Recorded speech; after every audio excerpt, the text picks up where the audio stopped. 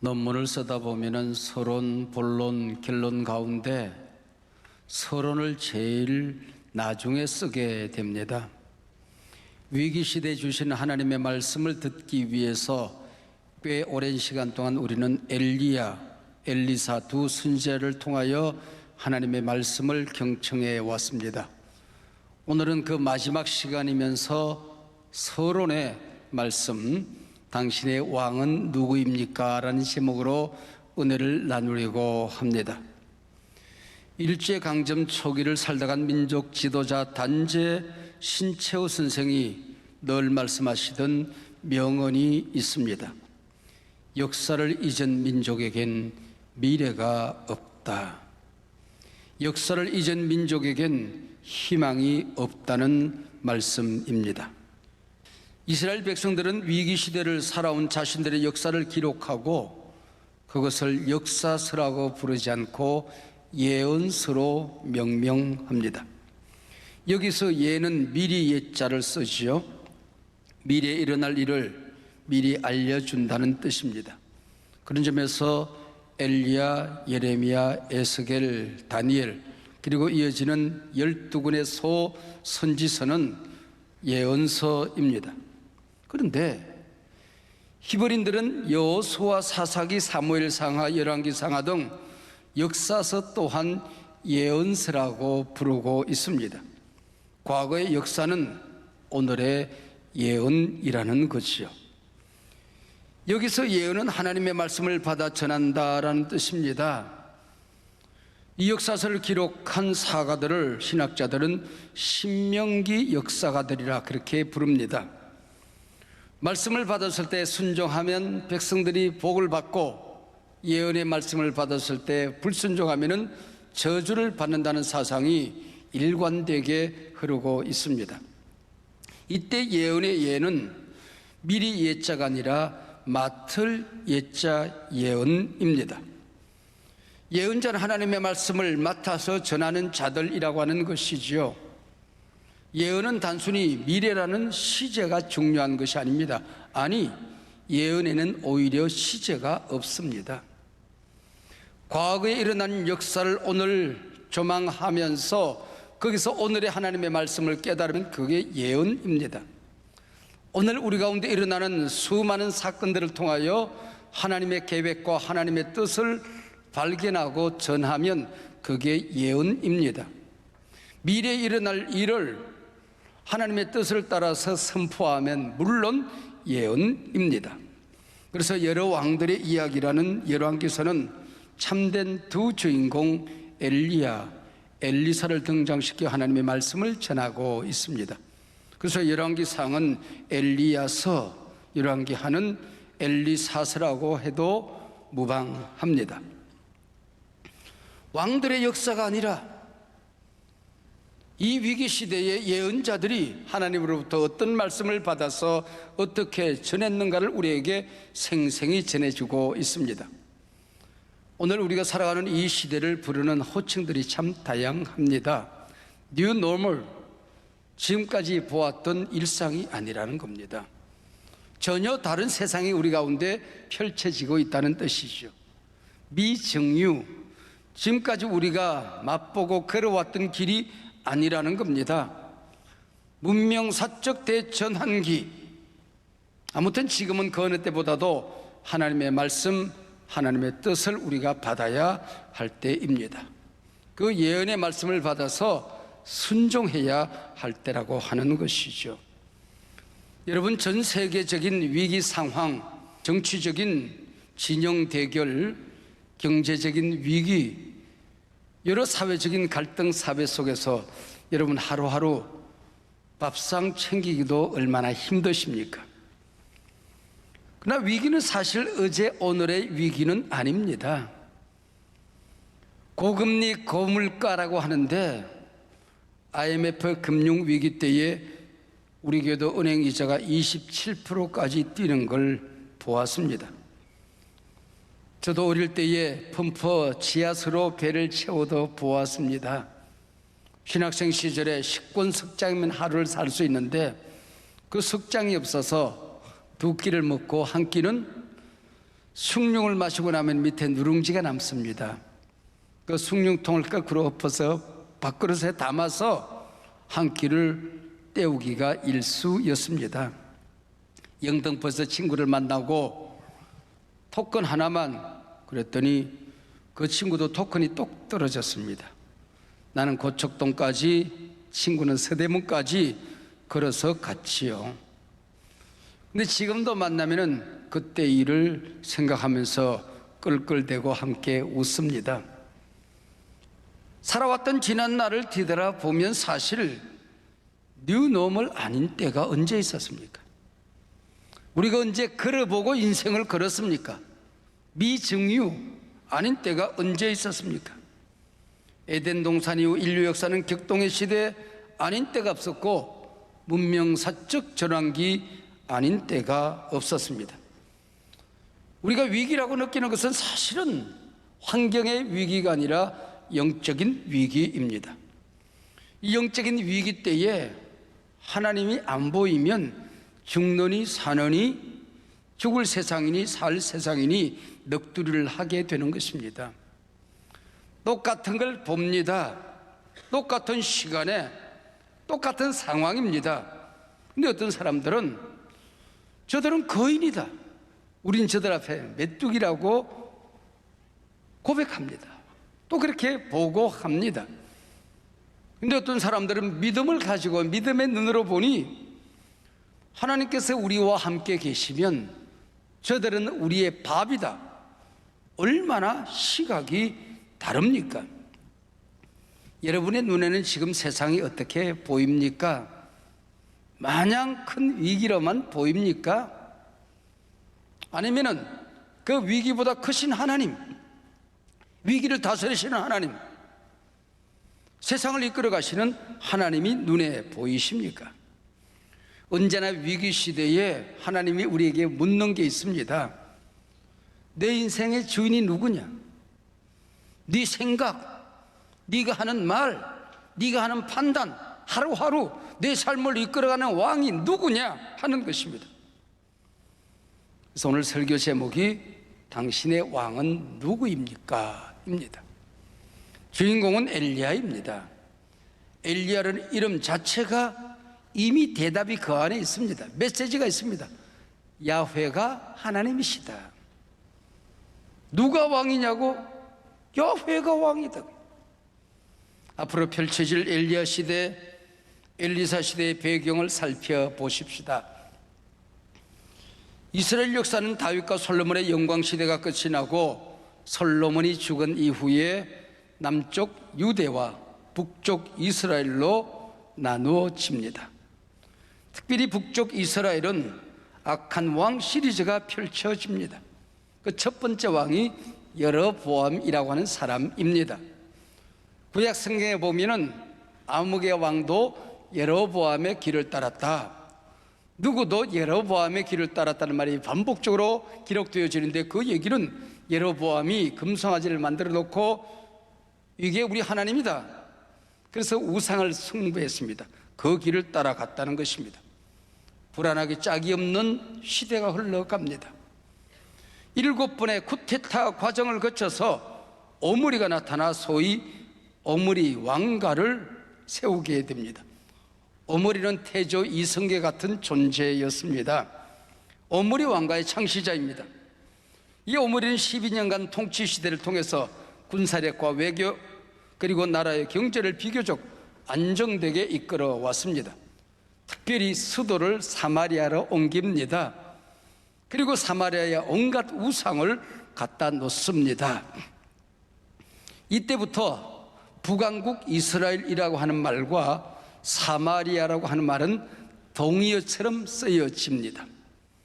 우상 숭배와 악의 절정은 우리가 잘 아는 오므리의 아들 아하방 시대에 이루어집니다. 오므리가 왕가를 건설했지만은 주변에 강대국이 있었어요. 항상 호시탐탐 노리고 괴롭히는 아람이라는 나라입니다. 여러분, 그동안 아람 왕 벤하닷이라고 하는 이름을 얼마나 자주 들었습니까? 당시 아람이라는 나라와 맞짱을 뜰 만한 나라가 주변에 두로라고 하는 나라가 있었습니다. 오므리는 나라를 지키기 위해서 자기 아들 아합과 두로의 왕 엣바알이라는 왕이 있는데 그 왕의 딸이 이세벨입니다. 그리고 결혼을 시킵니다. 백성들은 오히려 환영하는 분위기였습니다. 두로 봐라, 저렇게 강대국 부강한 나라가 아니냐. 우리가 엣바알의 딸과 우리 왕이 결혼한다고 하면 우리나라도 두로처럼 강대국이 될 수가 있고 부강한 나라가 될 수 있다라고 생각하고 아합과 이세벨이 결혼을 합니다. 물론 정략 결혼이지요.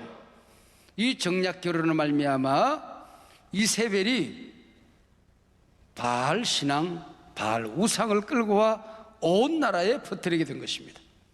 그의 아버지 엣바알과 이 이세벨은 오히려 바알 선지자, 바알 전도사, 바알 선교사 같은 그런 존재였습니다.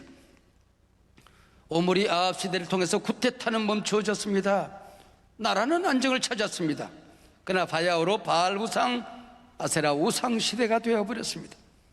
겉으로 보면 북이스라엘의 역사상 가장 안정되고 평화로운 시기를 맞이한 것으로는 보이지만은 하나님의 평가, 성경의 평가는 전혀 달랐습니다. 여러분이 이 세상을 살아갈 때에 위기를 극복하고 여러분의 사업이 안정되게 보일 수 있습니다. 가정이 평안할 수 있습니다. 자녀들이 가는 곳곳마다 성공의 성공을 이어갈 수가 있습니다. 그것 자체가 중요한 것이 아니고 하나님이 여러분의 가문을 어떻게 평가하는가, 특별히 역사가 흐른 다음에 심판대 앞에서 여러분과 여러분의 자녀들, 여러분의 가문을 어떻게 평가하실 것인가 하는 것이 중요한 것이죠. 한국 기독교 역사 속에서 격동의 시대, 문명사적 대전환기라고 하는 그야말로 이 어려운 때에 부족한 종에게 총회와 하나님께서는 한국교회를 15개월 정도 책임을 맡겨주셨습니다. 지금까지 있었던 그 어떤 시대보다도 그야말로 다사다난한 많은 일들이 지나갑니다. 대통령 선거가 있었고 정권이 교체되어졌습니다. 지방자치단체장 선거가 있었고 도지사, 시장들이 취임을 합니다. 그토록 중요한 교육감 선거가 있었습니다. 수많은 장관들이 새로 들어서면서 사회와 소통하라는 이 일들이 계속 일어났습니다. 저 서쪽 끝에서는 러시아와 우크라이나 전쟁으로 말미암아 전 세계가 어려움에 겪고 있습니다. 전쟁의 포화가 그칠 줄을 모릅니다. 함께 망할 때까지 갈 겁니다. 우리나라에서는 동해안 산불을 비롯하여 많은 재난들이 일어나고 있습니다. 이 모든 과제를 가슴에 끌어안고 하루하루 한국교회를 대신해서 말을 하고 행동을 하고 설득을 하고 메시지를 내는 일을 합니다. 매일매일 사회가 한국교회를 평가하겠지만은, 부족한 종의 행보를 평가하겠지만은 훗날 사가들이 또 우리 하나님께서 부족한 종의 일련여 발걸음을 어떻게 평가하실 것인가 두렵고 떨리기만 합니다. 조심스럽기만 합니다. 정말 진지하게 기도하지 않고는 눈을 뗄 수가 없고, 하루를 돌이켜 진지하게 하나님 앞에 반성하고 기도하지 않고는 눈을 감을 수가 없는 하루하루를 살아갑니다. 하나님, 제가 하나님을 대신해서 정의로운 말을 해야 할 터인데 비겁한 종이 되지 않게 해주십시오. 무겁습니다. 그러나 섬겨야 될 자리 회피하지 않고 도망가지 않겠습니다. 입에 파수꾼을 세워서 하지 말아야 될 말을 하거나 해야 할 말을 하지 못하는 어리석은 자가 되지 않게 하시고 교만한 말을 하지 않게 해주십시오. 한국교회가 군림하는 십자군이 아니라 저 밑바닥에 내려가서 사회적인 약자를 돌보고 시름소리조차 낼 수 없는 사람들을 대신해서 말을 하는 한국교회가 되게 해주십시오. 언제나 교회는 하나님을 대신한 이 시대의 대언자의 소명을 망각하지 않아야 할 터인데 종의 입술을 주장해 주십시오. 매일 반복되는 기도이고 여러분에게 요청하는 기도의 제목입니다. 오므리와 아합을 향한 하나님의 평가를 들어보십시오. 오므리가 여호와 보시기에 악을 행하되 그 전에 모든 사람보다 더욱 악하게 행하였다. 열왕기상 16장 25절의 말씀입니다. 그 아들 아합은 바알과 아세라 상을 만들어 놓고 그 이전에 이스라엘 모든 왕보다 하나님 여호와를 노하게 하더라. 역시 16장 33절의 평가입니다.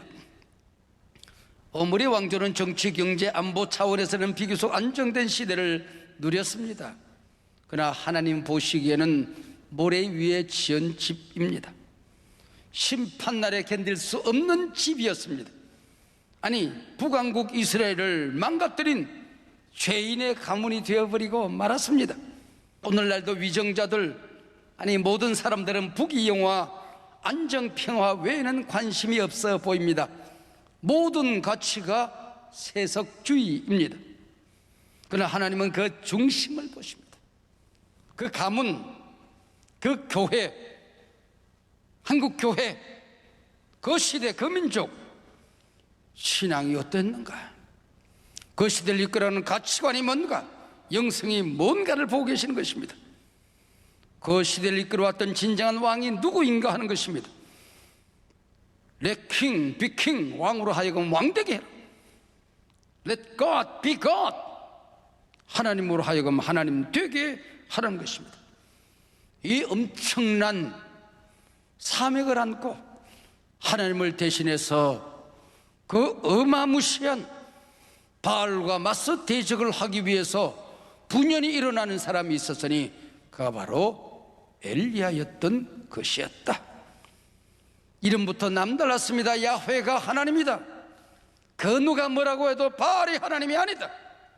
이스라엘의 주인은 바알이 아니다. 야훼가 하나님이시다. 그가 엘리야였습니다. 오늘 본문 시작하는 열왕기상 17장 1절 한 절 말씀은 그동안 우리가 공부했던 그 수많은 엘리야, 엘리사 시대를 일컬어가는 서문입니다. 길라세 우거하는 자 중에 디셉 사람 엘리야가 아합에게 말하되 내가 섬기는 이스라엘의 하나님 여호와께서 살아계심을 두고 맹세하노니 내 말이 없으면 수년 동안 비도 이슬도 있지 아니하리라. 앞으로 대적이 되어서 맞상대가 되어서 싸우게 될 두 사람의 이름이 등장합니다. 엘리야, 아합입니다. 북이스라엘의 두 지명이 나옵니다. 길랏, 디셉입니다. 한 이름은 숨어있긴 하지만 두 왕의 이름이 나옵니다. 바알, 여호와입니다. 그래서 엘리야는 외치는 겁니다. 바알이 아니라 야훼가 하나님입니다. 땅도 그분이 만드셨고 비를 내리는 분도 그분이시고 비를 멈추게 하시는 분도 그분이시다. 그래서 엘리야, 엘리사가 한편이 되고 아합과 이세벨이 한편이 되어서 레슬링에 보면은 두 사람이 함께 싸우듯이 링 위에 올라서 흥미진진한 역사를 펼쳐가게 되는 것입니다. 파스칼의 말처럼 클레오파트라의 코가 한치만 낮았어도 역사는 달라졌을 것입니다. 아합이 이세벨과 결혼하는 일만 없었어도 이토록 비참하게 이스라엘 왕국이 무너지지는 하나님의 심판에 쓰러지지는 않았을 것입니다. 하나님께서는 가나안을 점령할 때에 무엇보다도 가나안의 우상을 모조리 불태워야 한다. 그리고 가나안 족속들, 우상 숭배자들을 모조리 불태워야 한다고 명령했습니다. 가나안에 들어갔더니 만나가 뚝 그쳤어요. 농사를 지어야 되는데 농사를 지어보지 않은 이 사람들은 가나안 사람들로부터 농사 기술을 배우기 시작합니다. 농사 기술을 배우다 보니까 농사에 신이 있는 겁니다. 풍년을 돌게 하는 신이랍니다. 글피다면 감으로 견딜 수 없는 그 광야의 땅에 비를 내리는 신이랍니다. 그리고 퍽이나 인생에게 쾌락과 재미를 가져다 주는 신이 있었습니다. 하나님을 안 섬기겠다는 것 아니다. 농사를 지으니 부득이 이들과 타협할 수밖에 없다. 그리고 바알도 섬기고 하나님도 섬기자. 이것이 이제 이스라엘이 우상숭배의 몰락기를 걷게 되는 출발점이 되는 것입니다. 광야에서 야훼 하나님의 제사는 재미가 별로 없어요. 양을 잡아 끌고 가서 회개를 해야 됩니다. 죄인의 주변에 피를 뿌리는 피비린내가 납니다. 오직 하나님만 의식하는 예배를 드려야 됩니다. 그런데 이 바알 제사는 여사제들이 제사 지내러 오는 사람을 영접하고 밤새워서 노래하고 춤을 추고 술을 마시고 음란한 행위를 해도 그것이 훨씬 더 능력 있는 제사가 된다는 것입니다. 그래서 하늘에서 바알 신과 그의 부인 아세라 신이 그 음란한 짓을 하면 하늘에서도 그 음란한 짓을 할 때에 쏟아지는 게 비라고 그들은 믿었던 것이죠. 모든 백성과 왕들이 바알에 빠져들 때에 하나님이 찾아오십니다. 그가 바로 엘리야입니다. 너희 왕은 나 야훼다. 내가 비를 준다. 엘리야는 외치고 있는 것입니다. 가장 큰 위기의 시대, 가장 능력이 많은 엘리야의 등장은 참으로 신비하기만 합니다. 하나님이 일하시는 방법은 언제나 신비합니다. 가장 큰 위기의 시대에 가장 위대한 능력이 나타나는 것입니다. 모든 것이 바싹바싹 말라가는 가뭄의 시대에 성령의 비가 내리는 것입니다. 세상 모든 사람들은 죽게 생겼는데 하나님의 백성들은 새로운 길이 만들어지는 것입니다. 하나님을 경험하는 것입니다. 하나님이 똑똑히 살아서 말씀하시는 것이 크게 들리는 것입니다. 믿습니까? 엘리야는 마치 비행 접시를 타고 나타난 우주인처럼 어느 날 호련히 한밤중 태풍처럼 아합 궁전에 나타납니다. 죽음을 맛보지 않고 불설의 불병거와 함께 회오리 바람을 타고 승천합니다. 엘리야는 악한 왕 아합에게 나타나기 전 어디서 뭘 하던 사람인지 성경에 전혀 기록이 되어 있지 않습니다. 그가 선지자라면 하나님으로부터 부름받은 소명기가 있어야 되는데 어떻게 부름을 받았는지 하는 기록도 없습니다. 심지어는 성경이 그를 선지자라고 부르지 않습니다. 그냥 엘리야입니다. 우리는 그가 어느 지파 사람인지, 나이는 얼마나 되었는지, 어디서 어떤 훈련을 받았는지 알 길이 없습니다. 그냥 하나님을 사랑해서 열심히 특심한 능력이 많은 종이라고만 우리는 기억을 합니다. 오늘 성경에 단순히 한마디를 합니다. 디셉 사람 엘리야. 근데 지금까지 고고학자들이 디셉이 어딘지 나타나지를 않고 있습니다. 못 찾고 있습니다. 엘리야는 성경의 멜기세덱처럼 나타났다가 사라지는 존재입니다. 우리 주 예수 그리스도의 그림자입니다. 예언자는 이런 그대로 하나님의 말씀을 받아 말씀을 전하는 사람입니다. 그리고 전한 말씀을 기록하여 성경으로 남깁니다. 그러나 엘리야 엘리사는 하나님의 말씀의 기록을 남기지 않습니다. 다만 기적으로 하나님의 능력으로 하나님의 말씀을 보여줍니다. 말씀의 기록이 없는, 그러면서도 가장 강력한 말씀의 사역자가 엘리야 엘리사입니다. 역사가 흐른 다음에 포로로 끌려가서 가만히 생각하니 그때 그 자리에서 능력을 행하던 하나님의 말씀을 증거하던 엘리야 엘리사의 얘기를 우리가 들었더라면 회개하면서 기록한 책이 열왕기서입니다. 내 말이 없으면 수년 동안 비도 이슬도 내리지 아니하리라. 여기 내 말은 실제적으로는 여호와 하나님의 말씀이지요. 바알 숭배로 하나님의 말씀이 사라진 암울한 시대에 하나님의 말씀이 엘리야를 통하여 살아 싱싱하게 역사하는 것입니다. 이게 하나님의 사람입니다. 위기가 크면 클수록 우리는 back to the Bible, 하나님 말씀 앞으로 돌아가야 됩니다. 광야로 나아가서 농사를 짓지 않는데 먹을 것이 없는데 하늘에서 만나를 내리는 경험을 하는 것입니다. 그걸 통하여 이 백성은 내가 택했다, 이 출애굽의 사건이 오고 오는 세대에 모든 내 백성을 구원하는 여정이 될 것이다, 이 경험을 통하여 하나님의 말씀을 전하는 것입니다. 어두웠던 엘리야 시대, 하나님이 살아계심을, 아무것도 먹을 것 없는 풀 한 폭이 없는 그 시대에 먹고 사는 문제는 하나님의 손에 달렸다는 것을 증거하는 것입니다. 오늘 위기 시대, 영적 암흑기 같은 오늘 우리가 붙들어야 되는 하나가 있다면 하나님의 말씀입니다.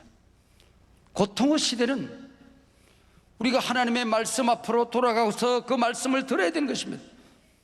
하나님의 능력을 철저하게 경험해야 되는 것입니다. 양식이 없어 너 굶어 죽지 않는다. 물이 없어서 너 가래서 죽지 않는다. 하나님의 말씀을 못 들으면 네가 죽고 네 가정이 죽고 시대가 죽고 역사가 죽고 하나님의 공동체가 죽는 것이야. 아모스 8장 11절 선지자의 말씀 아닙니까? 여호와의 말씀이 없으면 비도 이슬도 내리지 아니하리라. 이 말씀을 똑똑히 들어야 됩니다. 하나님의 말씀이 없으면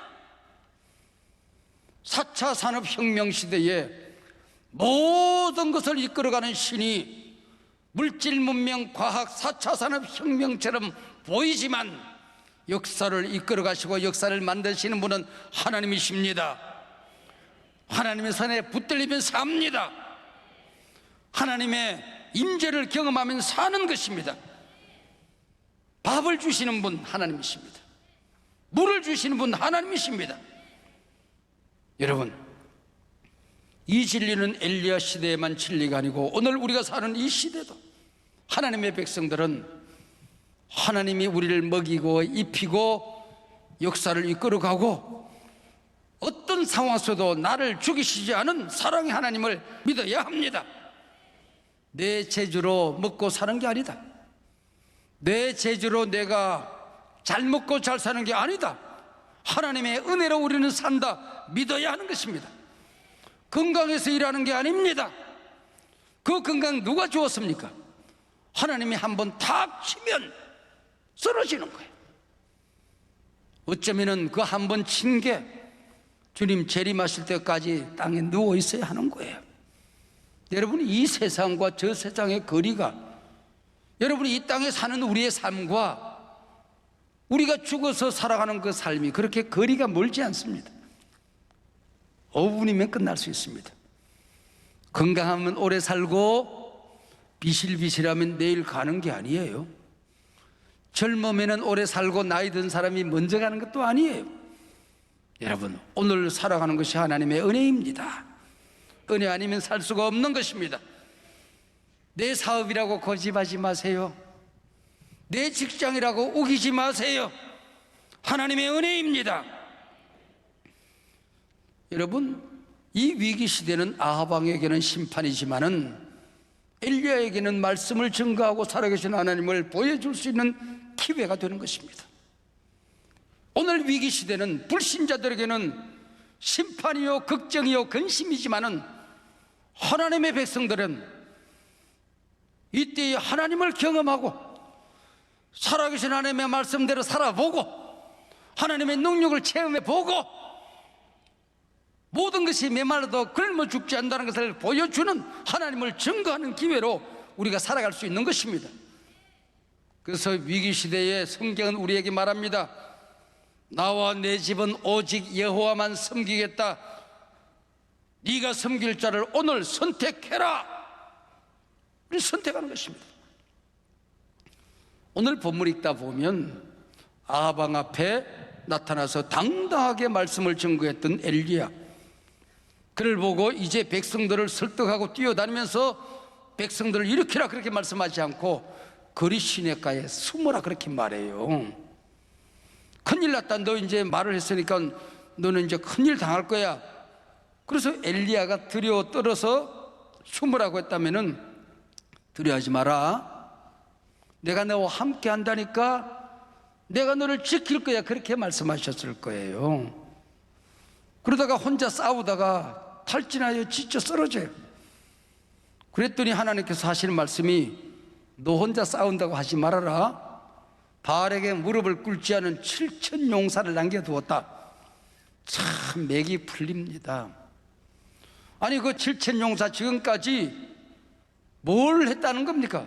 어디에서 그렇게 말씀하셨으면 그 다음이라도 7천 용사가 뭘 했다는 기록이 있어야 되잖아요.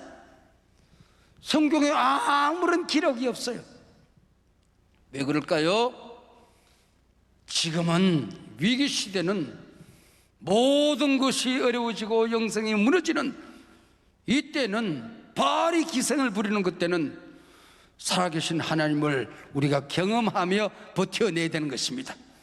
타협하지 않고 말씀이 살아있음을 보여줘야 되는 것입니다. 내 신앙이 죽은 것이 아님을 보여줘야 됩니다. 나를 보라, 하나님이 살아계심을 보라고 우리가 외칠 수 있어야 되는 것입니다. 여러분, 바알은 그때도 있었고 오늘도 있습니다. 번영신학, 성공신학, 세상 물질주의가 모든 가치를 우선하는 것, 그게 바알입니다. 내가 하나님의 자녀가 된데도 불구하고 세상 살기 분주해서 내 믿음을 타협하고 살아가는 것, 예배를 타협하고 살아가는 것, 말씀 짓밟고 살아가는 것, 그게 바알입니다. 너는 선택해라. 바알이 나의 왕이 아니다. 오직 하나님이 나의 왕이다. 그리고 위기시대에 내가 할 수 있는 일은 대단한 일을 하는 것이 아니고 내 삶의 하루하루 하나님을 경험하는 것입니다. 하나님의 살아계심을 증거하며 살아가는 것입니다. 말씀이 능력이 있음을 보여주는 것입니다. 이게 바로 오늘 이 위기시대에 우리가 감당해야 될 우리의 역사입니다. 한소만교회 역사를 돌이켜보면 까마귀가 물어다 주는 것으로 산 날이 너무나도 많습니다. 하늘에 만나가 내리던 날이 너무나도 많았습니다.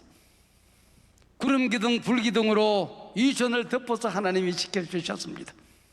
여러분도 이 위기시대에 어디에 가시든지 간에 하늘의 만나를 맛보시기 바랍니다. 메추라기가 날아오는 것을 경험하시기를 바랍니다. 안 된 일이 되는 것을 경험하시길 바랍니다. 길이 없는데 하나님께서 길을 만드시는 걸 체험하시길 바랍니다. 하나님께서 살아 역사하심을, 능력이 많으신 분임을, 우리의 왕 되심을, 우주를 다스리시는 분심을 경험하고 증거하는 여러분들이 되시기를 바랍니다. 오늘날 너는 선택하라. 하나님, 나의 왕은 오직 한 분 하나님이십니다. 하나님만을 섬기겠습니다. 할렐루야.